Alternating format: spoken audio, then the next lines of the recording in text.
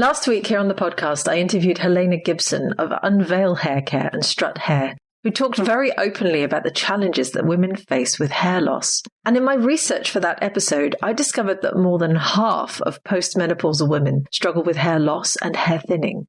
Half! But in my hunt to find out more about this issue, it became very apparent that hardly anyone is talking about it. So it's not very surprising that the women who do struggle with hair loss think that they're alone in this challenge. And that's also very much what Helena said, that women feel this enormous shame around losing their hair because they feel like they're an anomaly. Isn't that heartbreaking? And the beauty industry, of course, does nothing to dispel this myth, which is why when we see a woman who's lost her hair, the automatic assumption is that she's unwell. And this made me ask myself, what other issues do women face that the beauty industry makes us feel are abnormalities? There are, as you might expect, many examples. So we're going to take a look at a few in this podcast episode. Hi, it's Lorraine Dallmeier, chartered environmentalist, biologist, and CEO of award-winning online organic cosmetic formulation school, Formula Botanica. I host the Green Beauty Conversations podcast, and these are my Green Beauty opinions, in which I share my takeaways from the podcast interview we released last week and set you a challenge to make the green beauty sector a better place. If you want to be the first to hear all of my latest episodes, make sure you subscribe to this podcast. Let's start with hair loss, as I think it's such a big topic. I found it really fascinating listening to Helena tell me last week how she was inundated with women coming to her, telling her how alone they felt in their struggles when she first started her business. We rarely see women publicly who suffer from hair loss or hair thinning.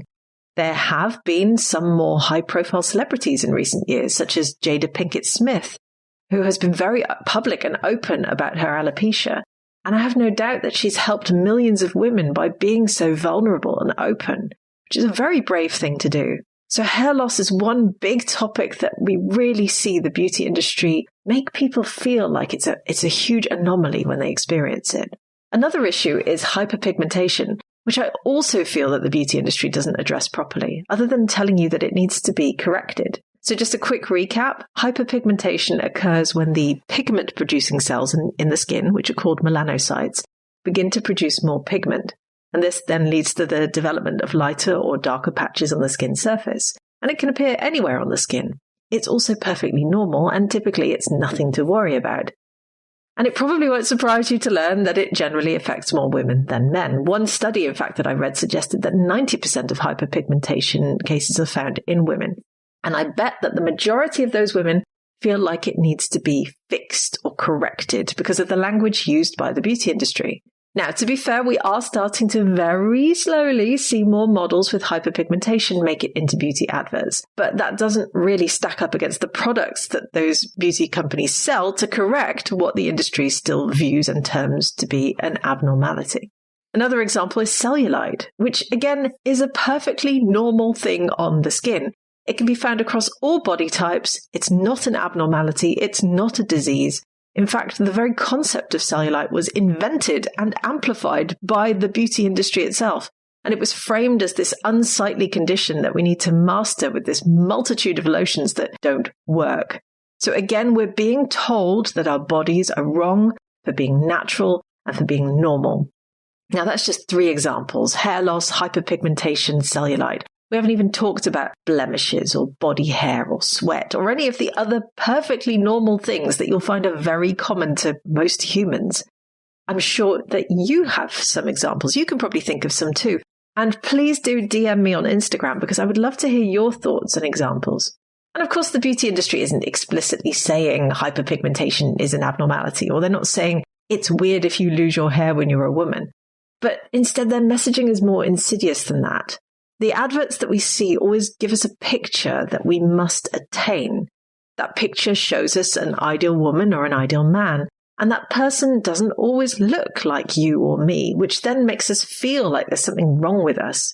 The things have been improving over the last years, and for instance, we've seen more representation from people of colour. But as we know, that representation does often stop at the adverts. I recently interviewed a guest on my podcast, Noélie Michaud from 456 Skin, and she perfectly highlighted that issue in the interview. Please do go back and listen to it.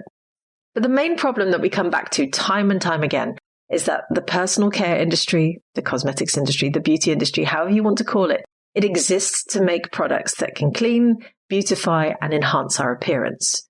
The topic of skin or hair health has to be addressed in almost euphemistic terms because, according to the law, cosmetics mustn't have medicinal or pharmaceutical properties. So most cosmetic companies are then going to focus on what you look like, not the overall health and well-being of your body. And they are going to want you to constantly feel like you're inadequate because that's how you buy their products. It's a very sad business model. Now, representation is everything. It's a topic we're hearing more and more about across multiple industries, and some people dismiss this concept of representation as woke, which I think is grossly unfair, because what it all boils down to is this. Humanity is a huge, diverse pot of people. We all look different. We all have different skin. We struggle with different issues. We come from different walks of life. We have different beliefs. We want different things. And when you are a company or a business and you're trying to sell to everyone, then you need to show up for that huge diversity and you need to celebrate it. So my challenge to you for this week is to celebrate our humanity. Don't take part in the conversation of making perfectly normal things feel like abnormalities if you can avoid it. This won't be easy because these ideas have become so very normalized in our society. We all trip up many times on this, but keep coming back to that celebration of our diversity and that representation of our humanity. The more times we say it, the more we can make it a reality.